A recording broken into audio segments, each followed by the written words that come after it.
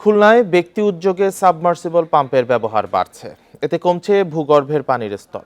বিশেষজ্ঞদের আশঙ্কা এভাবে চলতে থাকলে পরিবেশ বিপর্যয় ঘটবে। ওয়াসা বলছে, সাবমার্সিবল ব্যবহারের নীতিমালা ও শতভাগ নগরবাসীকে ওয়াসার আওতায় আনতে প্রকল্প হাতে নেওয়া হয়েছে।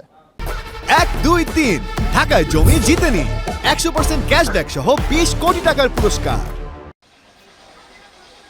খুলনা শহরের গ্রিনল্যান্ড বস্তির ডি ব্লকে 100 পরিবারের সুপেয় পানির একমাত্র উৎস গভীর নলকূপ। প্রতি বছর গরমে অকেজো হয়ে পড়ে এটি। তাই চাহিদা মেটাতে সাবমার্সিবল পাম্পের মাধ্যমে ভূগর্ভের পানি ব্যবহারের সুযোগ করে দিয়েছে বিভিন্ন সংস্থা। ব্যক্তি উদ্যোগে কয়েকটি পরিবার মিলেও একই ব্যবস্থা করেছে। গরমের সময় মেলা কষ্ট হয় পানির জন্য, কারণ অন্যান্য কলে পানি ওঠে না।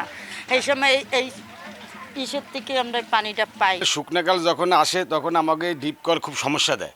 সমস্যা দিলে আপনার ওইখানে ওই সাবকল আছে, ওইখান থেকে আমাকে পানি আনতে হয়। ওয়াসার সরবরাহ ব্যবস্থার উপর আস্থা নেই অনেক নাগরিকের। এজন্য বস্তির পাশাপাশি অভিজাত এলাকার বাড়িতেও ব্যক্তিগত পাম্প ব্যবহার বাড়ছে। ভূপরস্থ পানির যে ব্যবহার, সেই ব্যবহারে বিশেষ করে কর্তৃপক্ষের একটা অনীহা আছে, বা এইটার ব্যাপারে হচ্ছে তাদের পরিকল্পনারও অভাব আছে। ওয়াসার তথ্য 9 বছরের নগরীতে ভূগর্ভের পানির স্তর 6 থেকে 13 ফুট পর্যন্ত নেমে গেছে। এই ধারা চলতে থাকলে পরিবেশ বিপর্যয় ঘটবে বলছেন বিশেষজ্ঞরা।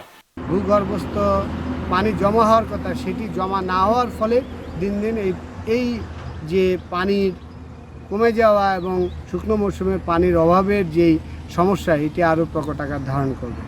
সাবমার্সিবল পাম্প ব্যবহারের নীতিমালা তৈরির কাজ চলছে বলে জানিয়েছে ওয়াসা। এছাড়া সব নাগরিককে ওয়াসার আওতায় আনতেও প্রকল্প নেওয়া হয়েছে। সাবমার্সিবল আগে ওয়াসার লাইন নেওয়ার আগে যারা পুরা নির্ভরশীল ছিল, ওয়াসার লাইন নেওয়ার পরে কিন্তু আংশিক দেখা যায় ওটাও ব্যবহার করে, আংশিক ওয়াসার লাইন ব্যবহার করে। সেকেন্ড ফেজ প্রজেক্টটা আমরা বাস্তবায়ন করলে, যেটা বললেন, আমাদের টার্গেট হলো খুলনা মহানগরী এলাকায় 100% মানুষকে আমরা এই পানির আওতায় নিয়ে আসবো। খুলনা শহরের 41,800 গ্রাহকের কাছে প্রতিদিন 8 কোটি লিটার পানি সরবরাহ করে ওয়াসা। তাদের আওতার বাইরে রয়েছে 20% মানুষ। অভিজিৎ পাল, ইন্ডিপেন্ডেন্ট নিউজ, খুলনা।